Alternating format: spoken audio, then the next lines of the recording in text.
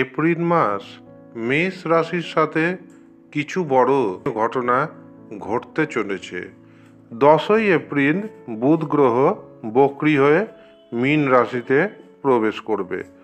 15ই April সূর্য মেষ রাশিতে প্রবেশ করবে। 23শে এপ্রিল মঙ্গল গ্রহ মীন রাশিতে প্রবেশ করবে। 25শে এপ্রিল শুক্র গ্রহ মেষ রাশিতে প্রবেশ করবে। 30শে এপ্রিল দেবগুরু বৃহস্পতি বৃষ রাশিতে প্রবেশ করবে। শরীর স্বাস্থ্যের দিক থেকে মেষ রাশির জাতক এবং জাতিকাদের জন্য এপ্রিল মাস খারাপ যাবে না, তবে 23শে এপ্রিলের পর থেকে আপনাকে সাবধান থাকতে হবে। উচ্চ রক্তচাপ বৃদ্ধি পাবে, চোট আঘাত পাওয়ার সম্ভাবনা রয়েছে, কাজেই সাবধানে থাকুন। এই মাসে রাগ জেদ বৃদ্ধি পাবে। বিদ্যার্থীদের জন্য এই মাসটি খুব একটা শুভ নয়।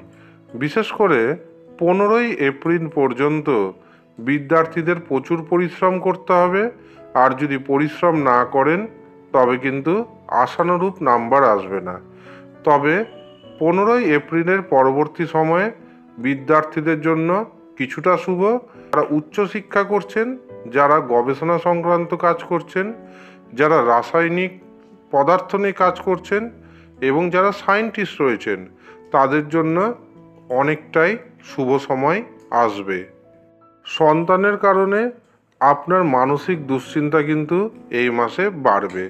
যারা দীর্ঘদিন ধরে প্রেম সম্পর্কে রয়েছেন, তৃতীয় পক্ষের কারণে দেখবেন প্রেম সম্পর্ক নষ্ট হতে পারে।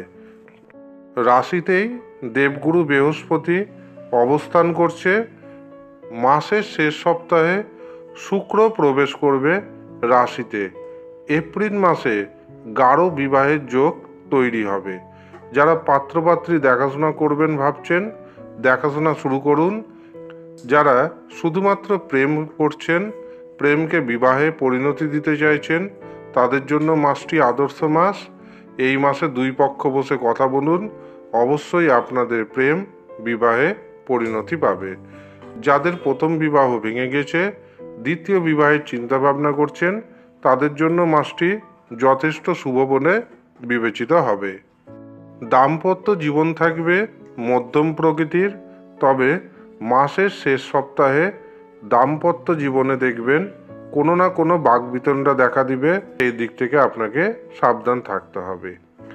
এই মাসে ব্যবসা ক্ষেত্রে যদি বড় ধরনের ইনভেস্ট করতে চান, তবে 10ই এপ্রিলের পরবর্তী সময়ে করবেন, কারণ 10ই এপ্রিল পর্যন্ত আপনার সময়টি অর্থ বিনিয়োগ করার জন্য খুব একটা শুভ নয়।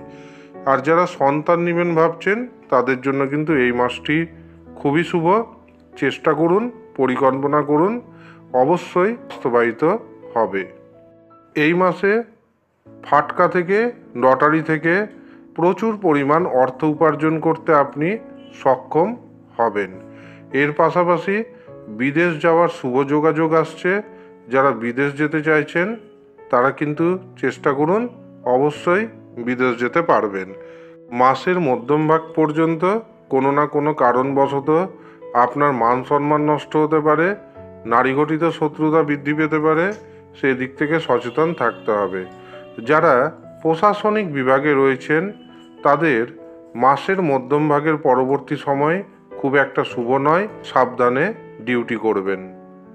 এই মাসে আপনার কোনো জিনিস হারিয়ে যেতে পারে বা চুরি হয়ে যেতে পারে, সেদিকে অবশ্যই সতর্ক থাকার প্রয়োজনীয়তা রয়েছে।